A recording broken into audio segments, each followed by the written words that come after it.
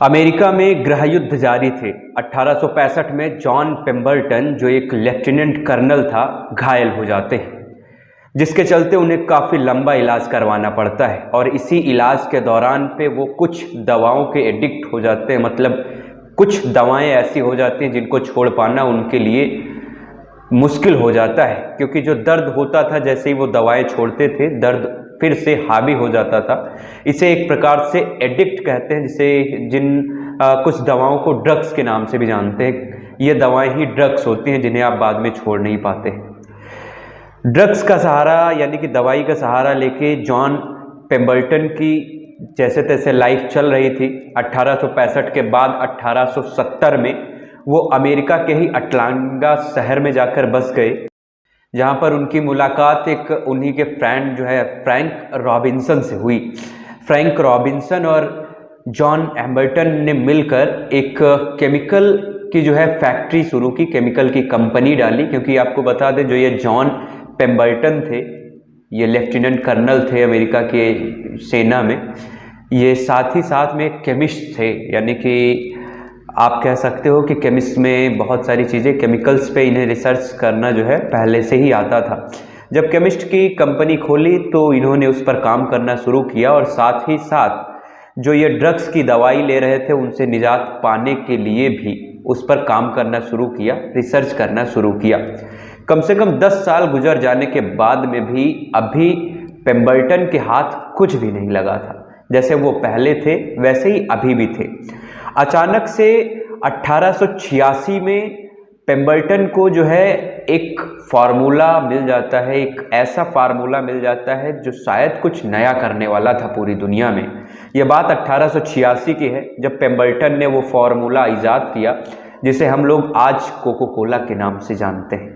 जी हाँ, आज के वीडियो में बात होगी कोको कोला की, कि कैसे ये कंपनी आई, कैसे स्टार्टअप इसका शुरू हुआ, कितने मालिक इसके शुरुआत में बने, जो आज पूरी दुनिया पे राज कर रही है और जिसका अरबों खरबों का टर्नओवर है। शुरुआत के अरबों खरबों से हुई थी? नहीं। आपको बता दें कि शुरुआत इतनी खराब स्थितियों के साथ हुई थी कि आज जब भी कोई फेलियर हो रहा होता है बिजनेस, तो वहाँ पर कोको कोला का उदाहरण लिया जाता है।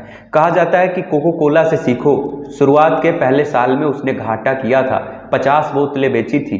50 बोतलों पे $50 का अगर $50 की कमाई हुई थी, और $70 साल में उसने अपने लगाए थे। मतलब $20 की साल भर में और लॉस हुआ था। उसके बाद भी कोको कोला ने हिम्मत नहीं हारी। शायद वो जानती थी कि आने वाले टाइम में ना ऐसे कोल्ड ड्रिंक्स की बहुत ज़्यादा ज़रूरत पड़ने वाली है। बहरहाल, शुरुआत में आपको बता दें कि पर डे 9 गिलास जो है, 9 गिलास के हिसाब से जो है इसकी बिक्री शुरू हुई थी। और साल भर में कोको कोला ने 25 गैलन कोको कोला बेचा था। उस समय बॉटल्स में नहीं आता था, इसको जो है गैलन में नाप के दिया जाता था। तो 25 गैलन जो है इन्होंने अपने साल भर में कोको कोला को बेचा था। और 25 गैलन से जो कमाई हुई थी वो $50 थी, अमेरिकी $50 की, क्योंकि ये कंपनी अमेरिका की ही थी।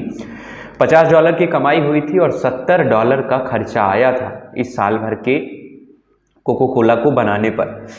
इसके बाद 1887 में ही अटलांटा के फार्मासिस्ट बिजनेसमैन थे, जिन्होंने $2300 में जॉन पेम्बरटन से इस कंपनी को वो खरीद लेते हैं। मतलब उस समय कोको कोला की जो कंपनी खरीदी गई थी जॉन पेम्बरटन से, वो मात्र 2300 अमेरिकी डॉलर में। आज भी कैलकुलेट कर लो तो कितना जाएगा, बस 1000 में रह के ही सिमट जाएगा मामला। ये बात चल रही है 1887 की। 1887 में जॉन पेम्बरटन कंपनी को बेचते हैं अपनी कोको कोला को, और 1888 में ही पेम्बरटन की मृत्यु हो जाती है। शायद वो जो है कोको कोला की आने वाली लाइफ को शायद उनकी किस्मत में नहीं था देखने को। पेम्बरटन की मृत्यु 1888 में हो जाती है। उसके बाद जो फार्मासिस्ट बिजनेसमैन था, कैंडलर था, जिन्होंने $2300 में खरीदा था कोको कोला की कंपनी को। कैंडलर ने एक नया फार्मूला बनाया इसकी जो है लत डालने के लिए। कैंडलर ने क्या किया कि शुरुआत में कस्टमर्स को जैसे आज के टाइम पे ऐड होता है, ऐसे ही कैंडलर ने ऐड के लिए कोको कोला को फ्री में बंटवाना शुरू कर दिया। फ्री का मतलब कि शुरुआत में जैसे आज कैनोपी या कैंप लगा के लोग कहते हैं कि ये कंपनी की तरफ से फ्री में है, हम आपको इसको गिफ्ट में दे रहे हैं। वैसे ही कोको कोला को जो है कैंडलर ने सड़कों पर और जहाँ जहाँ प्लेसेस फुटफॉल वाले अच्छे थे वहाँ पे देना शुरू किया, बंटवाना शुरू किया। धीरे धीरे अब लोगों के जुबान पर उसका चस्का आना शुरू हो चुका था, और आएगा क्यों नहीं, क्योंकि उस समय जो बताया जा रहा है कोको कोला में कुछ ऐसी चीज़ें पाई जा रही थी। उस समय आपको बता दें ये बनाया किस चीज़ से जा रहा था, ये कैफीन से बनाया जा रहा था, और कैफीन की जो पत्तियां थी उनसे बनाया जा रहा था। कहवा और कुछ और चीज़ों को मिक्स करके कुछ केमिकल्स थे जिनको मिला के बनाया जाता था। उस समय की जो उस समय में आता है वो ये था कि शरीर की सिर दर्द हो गया, ये बहुत सारी बॉडी की पेन से रिलीज दिलाता था ये कोको कोला। बहरहाल ये कितना सच है या झूठ है इसका तो नहीं पता, बट उस समय की मीडिया रिपोर्ट्स में ये चल रहा था। हालांकि हमेशा ये जो है संदेह में रहा, लेकिन ये चीज़ें उस समय रन कर रही थी। 1890 के दशक में कोको कोला अब अमेरिका में एक अच्छी पहुंच बना चुका था, यानी कि आप कह सकते हो कि अब अमेरिका में 1890 में कोको कोला ठीक से बिकना शुरू हो गया था। फिर उसके बाद 1894 में एक जोसेफ बिएडन हॉर्न नामक एक व्यवसायी ने कोको कोला की बोतल जो है वो बनानी शुरू की, क्योंकि अभी तक कोको कोला ग्लास में दिया जा रहा था। जैसे अगर अभी आप शरबत या कुछ शिकंजी या कुछ ऐसा पीते हो तो आपको ग्लास में दिया जाता है, तब कोको कोला ऐसे ही रूप में आया था। जोसेफ बिएडन हॉर्न जो थे इन्होंने कोको कोला की बॉटल्स बनाई। या बॉटल्स में थोड़ा सा ये हो रहा था कि कैसे पहचाना जाएगा कि कौन सा कोको कोला ओरिजिनल है और कौन सा लोकल है। इसके लिए बहुत सारी रिसर्च की गई और फाइनली 7 साल के बाद एक कोको कोला जो आज की ये बॉटल्स है ये निकल के आई कि अब इसकी कॉपी जल्दी नहीं हो सकती, और फाइनली उस बॉटल को अप्रूव्ड किया गया और कोको कोला ने अपने ब्रांड में उस बॉटल्स को रखना शुरू कर दिया। 1923 में फिर से ये कंपनी बिकी, मतलब पहले ये जॉन पेम्बल्टन ने जो है कोको कोला का फॉर्मूला बनाया था, $2300 में जो है इन्होंने बेच दिया था कैंडलर के हाथों से। अब 1923 में रॉबर्ट वुडफ ने कैंडलर से ये कंपनी खरीद ली, मतलब अब तीसरे ओनर के हाथ में कोको कोला कंपनी पहुंच चुकी थी। कोको कोला का अब दौर शुरू होता है, असली दौर। 1923 में रॉबर्ट वुडफ ने कैंडलर से कंपनी खरीदी और 1928 में उस टाइम ओलंपिक खेल हो रहे थे। पहली बार ही रॉबर्ट वुडफ ने ओलंपिक खेल में खिलाड़ियों को कोको कोला की जो है कोको कोला ड्रिंक्स पिलाई। फीडबैक में बहुत सारे एड्स हो गए अपने आप में, और जो है रॉबर्ट वुडफ ने और भी बहुत सारे जो है ऐड के सिस्टम, प्रचार प्रसार के तरीके निकाले, ईजाद किए, जिसके बाद जो है कोको कोला की मांग अब अमेरिका देश से निकल के अब विदेशों में भी होना शुरू हो गई थी। वहीं पे एक मौका और मिल जाता है रॉबर्ट वुडफ को 1942-45 के दौर पे, जब द्वितीय विश्व युद्ध शुरू होता है। द्वितीय विश्व युद्ध के दौरान में रॉबर्ट वुडफ ने एक ऑफर कर दिया कि अमेरिका के जो सैन्य अधिकारी हैं, जो सैनिक हैं, उनके लिए हम कोको कोला की बॉटल्स जो है वो हम बहुत सस्ती में देंगे। मतलब आप कह सकते हो कि हम ये सेना के लिए, सैन्य अधिकारियों के लिए हमारे तरफ से एक ये तोहफा है, वो युद्ध पर लड़ने के लिए जा रहे हैं तो उन्हें हम एक ये एनर्जी ड्रिंक दे रहे हैं।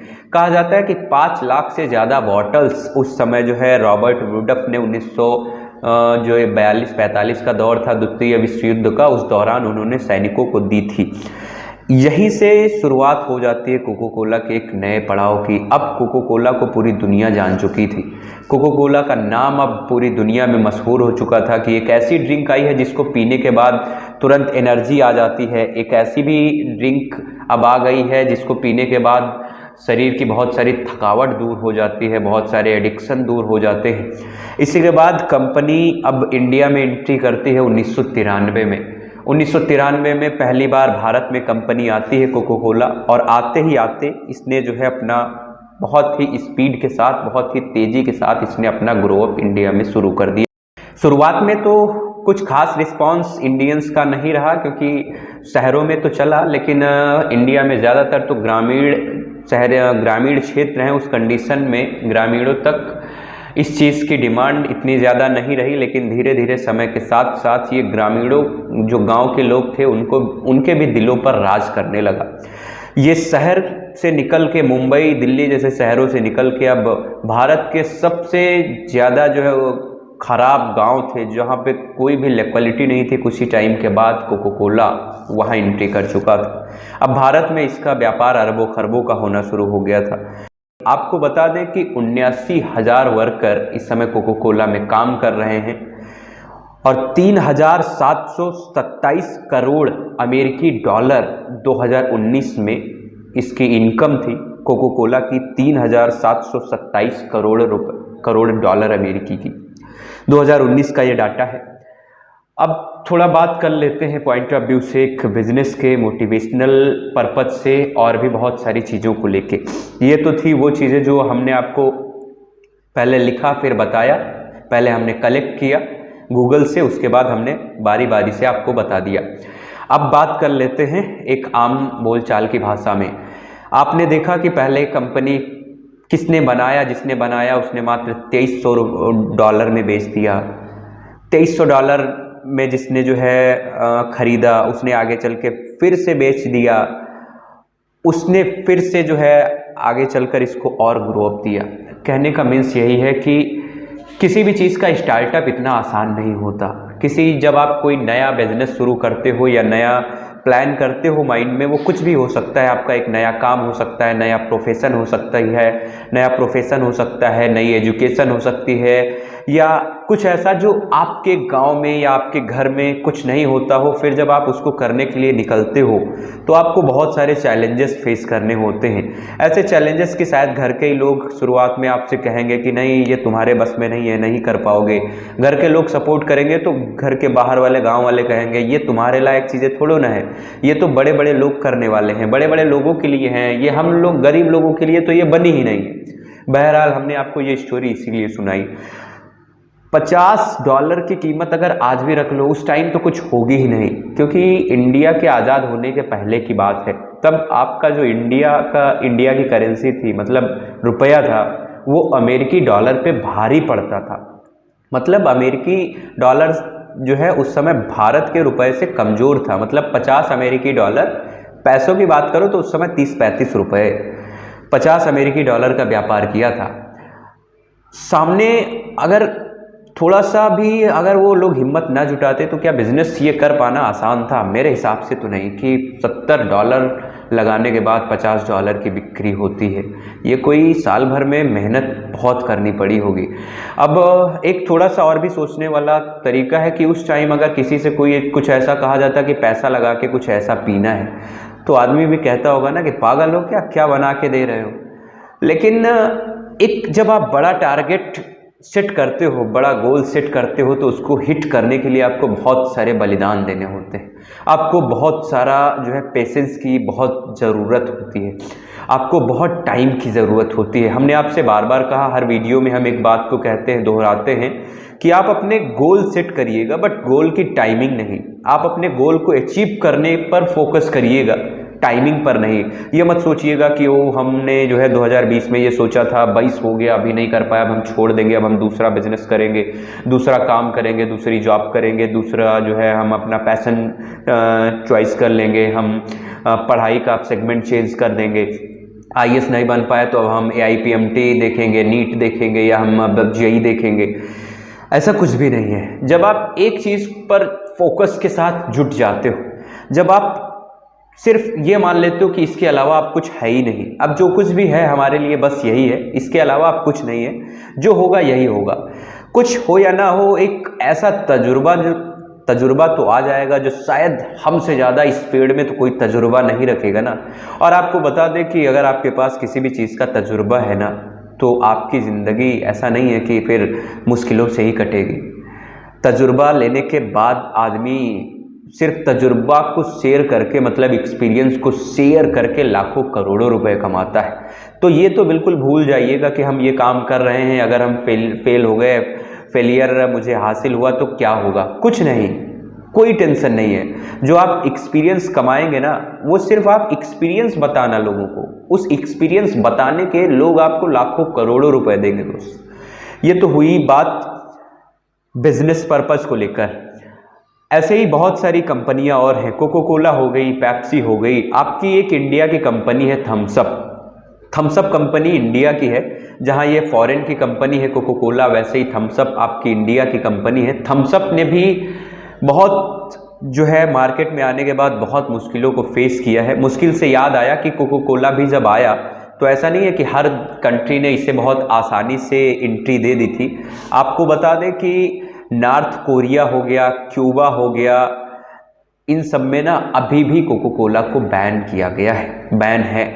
यहाँ तक कि रूस में भी कुछ टाइम के लिए कोको कोला को बैन किया गया था, और जब द्वितीय विश्व युद्ध चल रहा था उस दौरान कई देशों में ये अमेरिका का कोको कोला जो है बिक रहा था। जब द्वितीय विश्व युद्ध शुरू हुआ तो उस समय में कोको कोला का उन कंट्रियों से बाइकाट कर दिया गया, यहाँ तक कि पूरी गाड़ियों को, ट्रकों को उन देशों में पलट दिया गया था बाइकाट को लेकर। तो बाइकॉट और मुश्किलों को कोको कोला ने भी बहुत झेला है, ऐसा नहीं है कि उसने नहीं झेला है। बहुत झेलने के बाद आज हर एक की जुबान पर कोको कोला होता है। कोई नहीं कह सकता कि हम कोको कोला नहीं जानते। एक छोटा सा बच्चा, क्या 10-5 साल का तो नहीं कह सकते, 10 साल तक आते आते तो शहर का बच्चा कोको कोला जान चुका होता है। बट आप जैसे ही थोड़ा जानने वाले उम्र में जाते हो उसके बाद तो एक बुजुर्ग तक को कोको कोला पता है। और ये वो अब ब्रांड हो चुका है जो आपको पहले तो सिर्फ गर्मी में चलता था, सीजनल था, बट अब आपको ये पूरे 12 महीने मिलता है। आप कहीं भी जाते हो आपको कोको कोला मिल ही जाता है। किसी भी शॉप पे जाते हो, किसी भी होटल में जाते हो, आप जैसे ही ऑर्डर करते हो कोको कोला आपको मिल जाता है। इस ब्रांड को बनाने में कोई थोड़ा सा समय नहीं लगा। अगर आप नोटिस करें तो शुरुआत 1865 में माइंड में आया था। ये ब्रांड कोई एक दिन में ब्रांड नहीं बनाया। 1886 से कैलकुलेट कर लो तो लगभग आपका जो जाने वाला है वो लगभग 140 साल के बाद की ये जर्नी आज कोको कोला की आई है। मतलब 140 साल के बाद का यह व्यापार है जो अरबों खरबों में जा रहा है, और हर जुबान पे आज कोको कोला है। आप क्या करते हैं, साल भर 6 महीने किसी चीज़ को टारगेट को देते हैं और उसके बाद तुरंत रिजल्ट देखने पर लग जाते हैं। ये चीज़ें सिर्फ हम आपको इसलिए बताते हैं कि आप अपने टारगेट गोल सेट करिएगा, टाइम मत दीजिएगा। अगर आप किसी भी चीज़ को मेहनत के साथ कर रहे हैं, किसी भी चीज़ को अगर आप अपना फुल टाइम दे रहे हैं, वो कोई भी पैशन हो, कोई भी काम हो, तो यकीन मानिए कि ये पूरा नेचर, ये पूरी कायनात वो चीज़ दिलाने में आपकी पूरा फुल सपोर्ट करेगा। आपको पता है जब आप सोने भी लगते हो ना, और अगर आपने किसी भी चीज़ को लेकर दिन में काम किया है, पूरा दिन अगर आप परेशान रहे हो तो आप तो सो जाते हो रात में, आप तो सोचते हो मैं तो सो गया, बट आपको बता दें ये जो नेचर है ना उस चीज़ को लाने के लिए पूरी रात मेहनत करता है। आप तो सो रहे होते हो कमरे में, बट ये नेचर उस चीज़ को इकट्ठा करने के लिए पूरी रात अपना गंवाता है। मतलब आप सिर्फ 12 घंटे 18 घंटे काम करते हो फिर सो जाते हो, लेकिन ये नेचर पूरे आपके 24 घंटे आपके लिए काम करता है। इस नेचर की पावर को समझो, इस नेचर की ताकत को समझो। ये जो सारी चीज़ें हैं, जो ये पॉजिटिव एनर्जी है, जब आप पॉजिटिव एनर्जी लगाते हो किसी भी वे में तो आप यकीन मानिएगा कि सेम उतनी ही पावर आपके तरफ पॉजिटिव रिलीज होती है।